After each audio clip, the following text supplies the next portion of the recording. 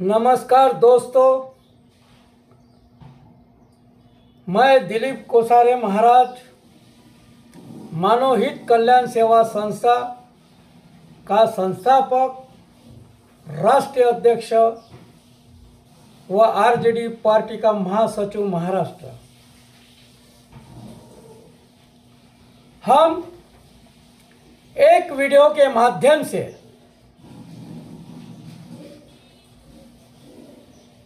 महिलाओं पर अत्याचार होने के विषय पर हम बात करेंगे। जो महिलाओं पर आज अत्याचार समाज में हो रहा है, उसे हम आगे कैसे रोक पाएंगे, कैसे रोकेंगे। महिलाओं के अधिकारों को आज भी हजारों सालों से उनके जो अधिकार है वह उनसे आज भी छीना जा रहा है। इतनी सख्त धारा कलम प्रावधान रहने के बावजूद भी सरकार ने इतने बड़े कड़े कदम उठाने के बावजूद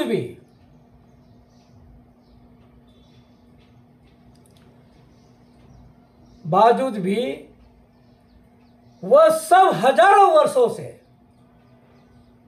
ये सब हजारों वर्षों से ये जो खेल चलता आ रहा है,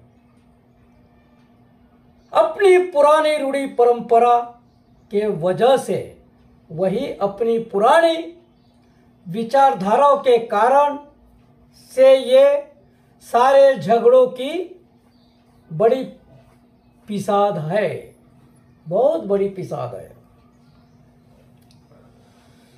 हर किसी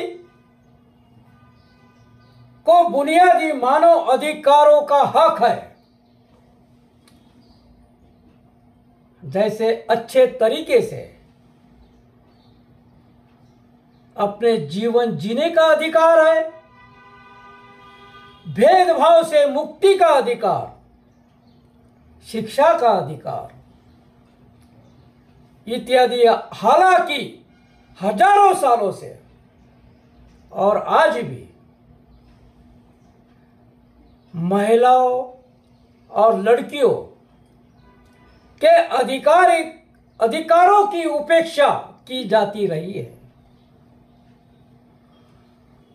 उन्हें धमकाया जाता रहा है और उनसे उनका हक छीना जा रहा है। महिलाओं के खिलाफ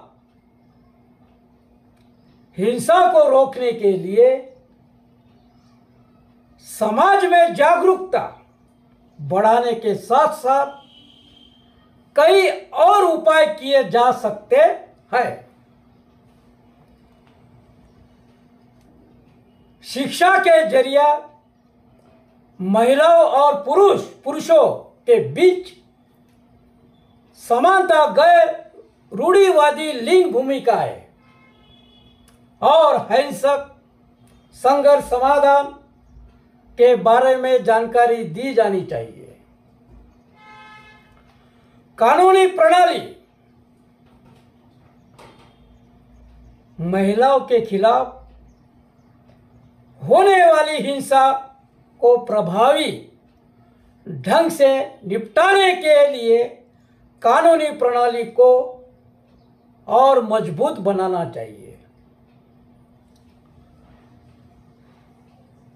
समुदाय संगठन समुदायों को संगठित करके रोकथाम कार्यक्रमों के प्रति उनका समर्थन हासिल किया जा सकता है। आर्थिक सशक्तिकरण महिलाओं को आर्थिक रूप से सशक्त बनाने के लिए संसाधनों तक पहुंच बढ़ानी चाहिए।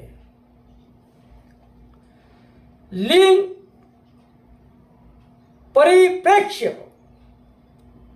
विकास प्रक्रिया में लिंग परिप्रेक्ष्य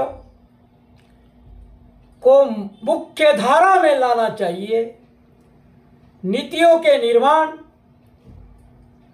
निजी क्षेत्र और मीडिया को महिलाओं के खिलाफ हिंसा को रोकने के लिए नीतियों के निर्माण और कार्यान्वयन में शामिल किया जाना चाहिए। महिलाओं के खिलाफ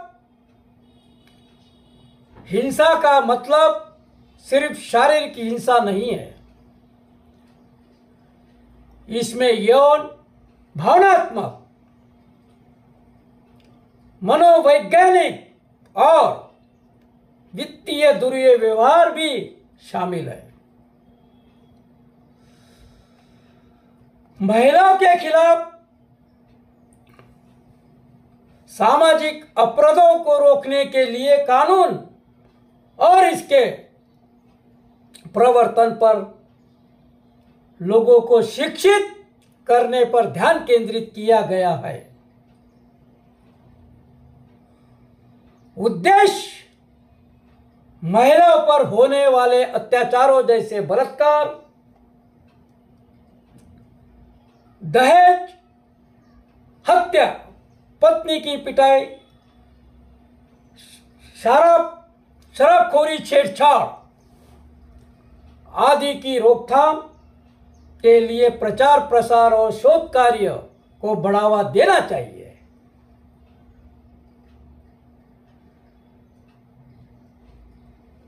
महिलाओं पर हो रहे अत्याचार का मूल कारण क्या है?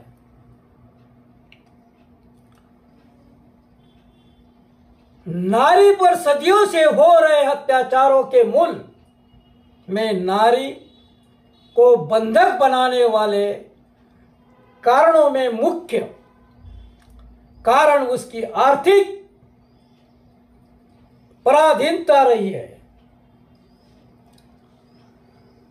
उस घर की चार दीवारी पर शिक्षा, विचार, व्यवहार, भ्रमण और रुचियों से काटकर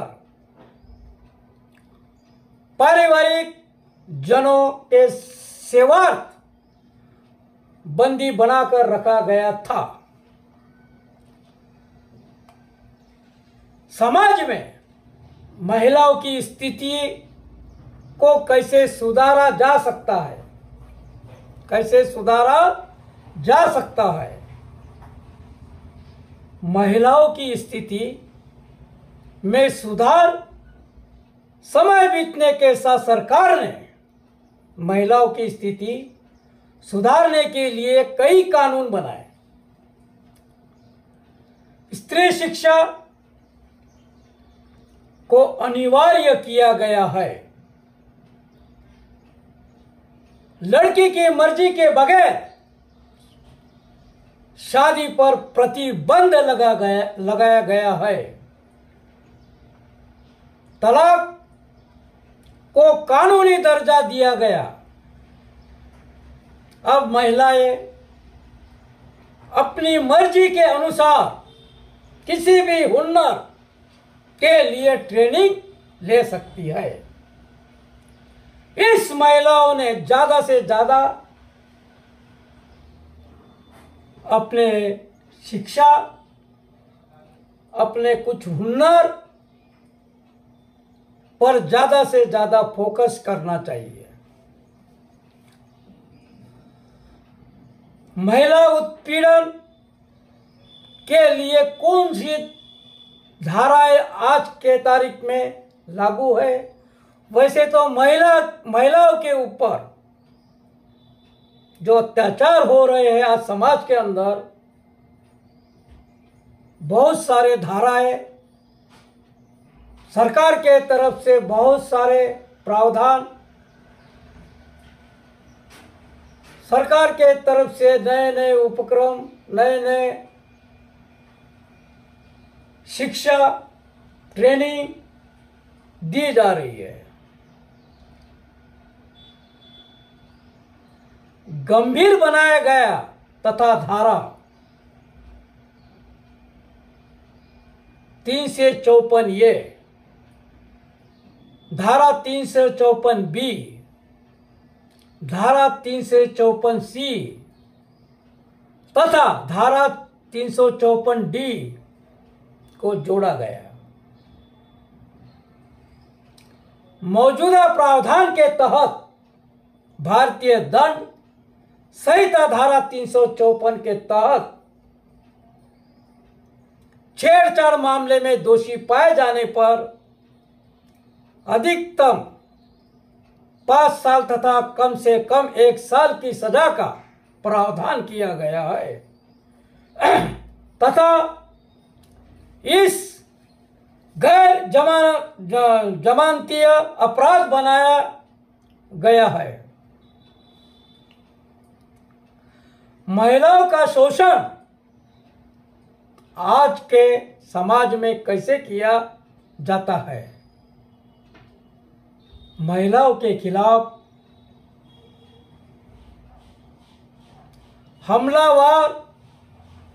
हमलावारों व समाज द्वारा अपनाई जाने वाली विभिन्न प्रकार की गतिविधियां, शारीरिक शोषण, भावनात्मक शोषण, गाली गलौज, मनोवैज्ञानिक दुर्व्यवहार, आर्थिक शोषण, ताना मारना आदि है।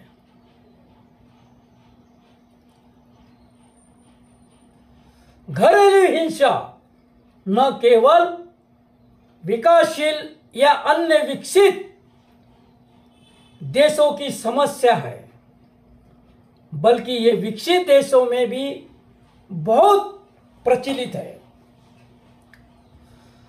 महिलाओं के लिए सबसे बड़ी समस्या क्या है? महिलाओं के लिए सबसे बड़ी समस्या आज क्या है? भारत में स्त्रियों के लिए कई सामाजिक, आर्थिक, नैतिक और मानसिक समस्या है, लेकिन सबसे बड़ी समस्या महिलाओं के सामाजिक निर्धारण, वर्चुअल हरासमेंट और घरेलू हिंसा है। समाज में महिलाओं को किन किन समस्याओं का सामना करना पड़ता है? भारत में महिलाओं को बहुआयामी चुनौतियों का सामना करना पड़ता है, जिनमें शिक्षा और लैंगिक असमानता, कार्यस्थल पर असमानता, हिंसा, बाल विवाह और स्वास्थ्य देखभाल में असमानताएं शामिल है। हमारे समाज में एक महिला का मुख्य भूमिका क्या है? महिलाएं परिवार में सतत विकास और जीवन की गुणवत्ता की कुंजी है। परिवार में महिलाएं विभिन्न भूमिकाएं निभाती है, जैसे पत्नी के रूप में, नेता के रूप में, प्रशासक के रूप में, परिवार की आय की प्रबंधक, और सबसे महत्वपूर्ण है वो मां। क्या है? सबसे महत्वपूर्ण है वो महिला मां है। समाज में महिलाओं के बहुत सारे अधिकार हैं, बहुत सारे। महिलाओं के अधिकार मानव अधिकार है। महिलाओं के अधिकार मानव अधिकार है। इनमें हिंसा और भेदभाव से मुक्त रहने का अधिकार, शारीरिक और मानसिक स्वास्थ्य के उच्चतम प्राप्त करने योग्य मानव का आनंद लेने का अधिकार, शिक्षित होने का अधिकार, संपत्ति का मालिक होने का अधिकार, वोट देने का अधिकार और समान वेतन पाने का अधिकार, घरेलू हिंसा से सुरक्षा का अधिकार, कार्यस्थल पर अधिकार, निष्ठा का अधिकार, कानूनी समाधान प्राप्त करने का अधिकार, अपने अधिकारों का दावा करने में सहायता पाने का अधिकार। भारत में महिलाओं के अधिकारों के लिए कई कानूनी प्रावधान भी है। भारतीय संविधान की धारा 498A के तहत घरेलू हिंसा से महिलाओं को सुरक्षा मिलती है। ऐसे बहुत सारे महिलाओं के लिए अधिकार शामिल है। विविध महिलाओं को अपने स्त्री धन पर पूरा अधिकार होता है। महिलाओं को अपने कानूनी अधिकारों के बारे में जानकारी मिलती है।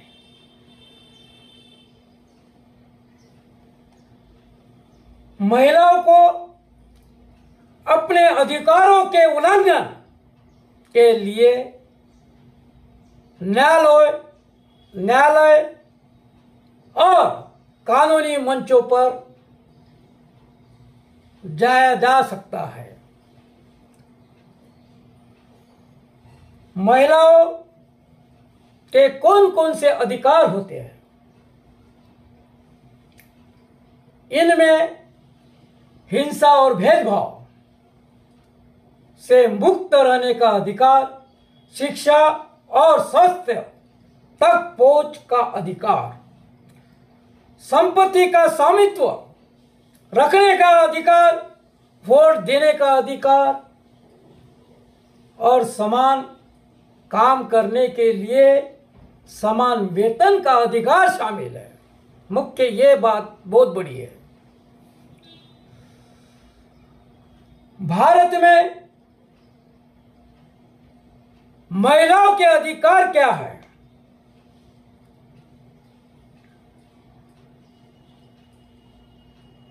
महिलाओं के लिए मौलिक अधिकार भारतीय संविधान द्वारा गारंटीकृत मुख्य अधिकार है, जो समानता और सशक्तिकरण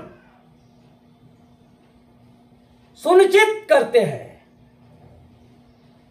5 महत्वपूर्ण अधिकारों में समानता, सम्मान और शालीनता, शिक्षा, स्वास्थ्य, सेवा, राजनीतिक भागीदारी, घरेलू हिंसा से सुरक्षा और कार्यस्थल पर अधिकार शामिल है। शादी के बाद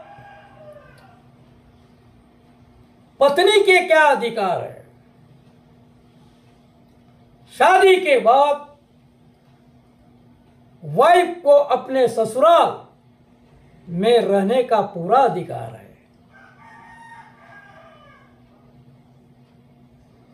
वह घर हस्बैंड द्वारा बनाया गया किराए का जॉइंट फैमिली का या फिर पुश्तैनी घर हो सकता है।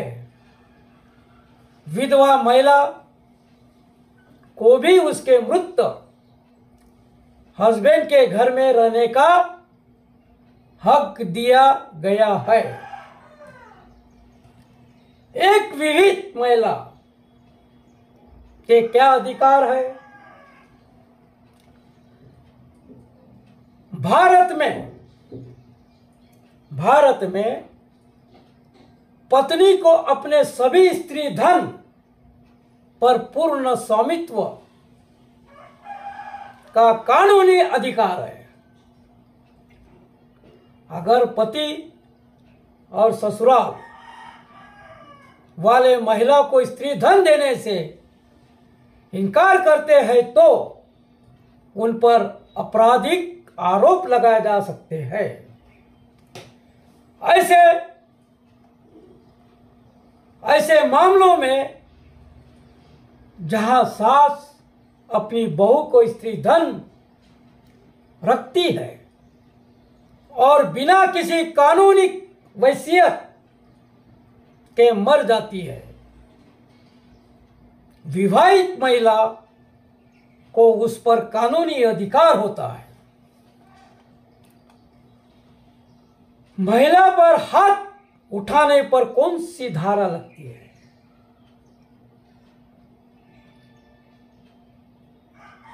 इस स्थिति में 1 से लेकर 5 वर्ष तक के कारावास और साथ ही जुर्माना का प्रावधान है। इसके अंतर्गत अपराध संज्ञा है और कोई भी मजिस्ट्रेट द्वारा विचारणीय है। दंड संहिता संशोधन 2008 की धारा 23(2) द्वारा दिनांक 31/12/2009 से इस धारा के अधीन अपराध को असामान्य बनाया गया है। क्या यह आपके समय के हिसाब से उपयुक्त था? जेंडर लॉ क्या है? जेंडर लॉ क्या है? समान पारिश्रमिक अधिनियम 1976 ERA एक लैंगिक भेदभाव रहित और समानता आधारित कानून का प्रावधान करता है, जो ये अनिवार्य करता है कि पुरुषों और महिलाओं दोनों को समान या समान कार्य के लिए समान पारिश्रमिक का भुगतान किया जाना चाहिए, जिससे उन्हें काम पर समान लाभ और आर्थिक अवसर प्रदान किए जा सके। पति की कमाई पर पत्नी का कितना हक है? हिंदू उत्तराधिकारी अधिनियम के मुताबिक पत्नी का अपने ससुराल या पति की पैतृक संपत्ति पर कोई अधिकार नहीं होता है। पत्नी का हक सिर्फ उसके पति की अर्जित की गई संपत्ति पर हो सकता है। पति की मौत के बाद यानी विधवा का अपने ससुराल की संपत्ति पर अधिकार होता है, वह उतना हिस्सा पा सकती है जितना उसके पति का बनता हो, जितना उसके पति का हक बनता हो, उतना अधिकार उस पत्नी का है, विधवा पत्नी का।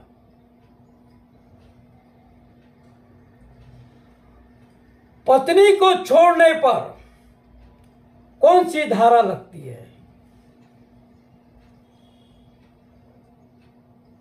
पत्नी को छोड़ने पर धाराएं कौन सी लगती है?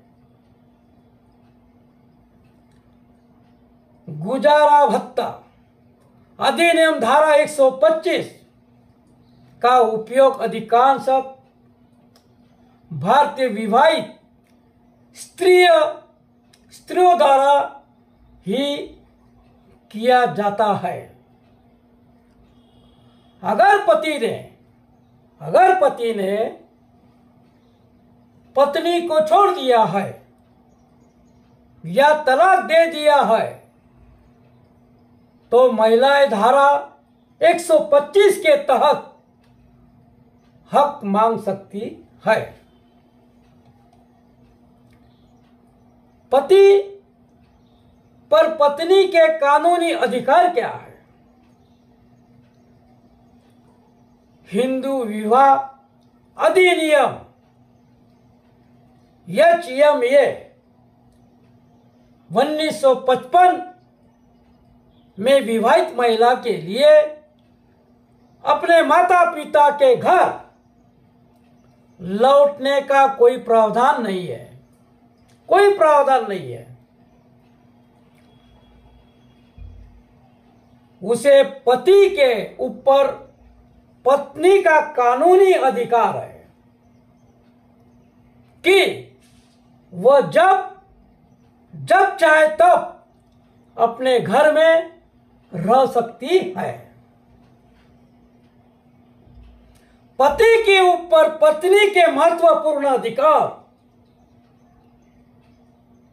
अधिकारों में से एक वैवाहिक घर का अधिकार है। पति का अपनी पत्नी पर क्या अधिकार है? हिंदू विवाह अधिनियम 1955 महिलाओं के पति की स्वीकृति के बिना तलाक लेने का कानूनी अधिकार देता है।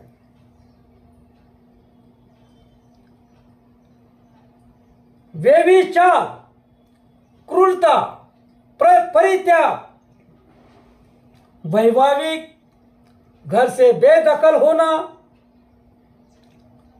मानसिक बीमारी और अन्य कारणों का इस्तेमाल तलाक लेने के लिए किया जा सकता है।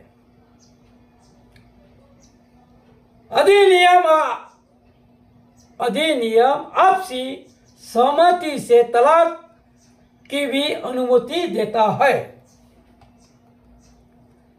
क्या पत्नी को मायके जाने से रोका जा सकता है? अगर पत्नी बिना वजह घर छोड़कर चली जाती है और वापस नहीं आती तो पति हिंदू मैरिज एक्ट की धारा 9 के तहत डिस्ट्रिक्ट कोर्ट में एप्लीकेशन दे सकता है।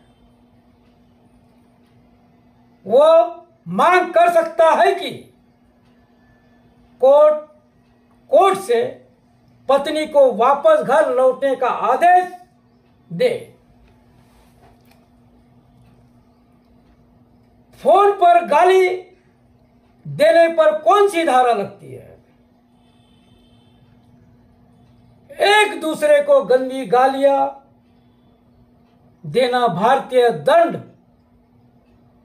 संहिता की धारा 294 में एक दंडनीय अपराध है।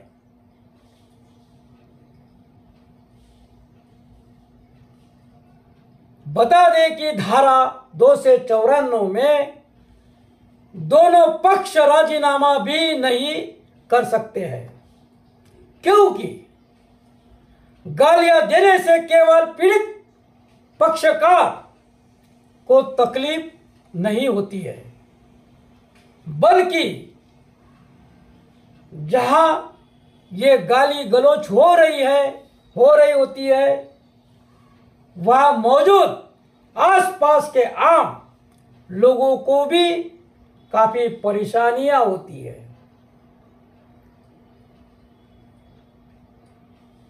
तो दोस्तों, ये थी एक छोटी सी वीडियो महिलाओं का शोषण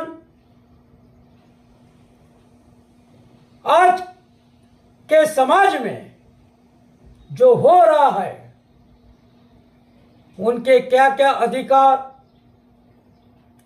उसके क्या क्या प्रावधान है, कौन सी धाराएं लागू है और लागू होती है, इस विषय पर हमने चर्चा की। आपने ध्यानपूर्वक इस वीडियो को सुना होगा। आपने अपना कीमती समय निकालकर सुनने के लिए काफी आपने समय दिया होगा। तो दोस्तों, वीडियो को ज़्यादा लंबा न ले जाते हुए मैं अपने इस वीडियो को यही विराम देता हूँ। आपका बहुत बहुत धन्यवाद। नमस्कार दोस्तों, बहुत बहुत धन्यवाद।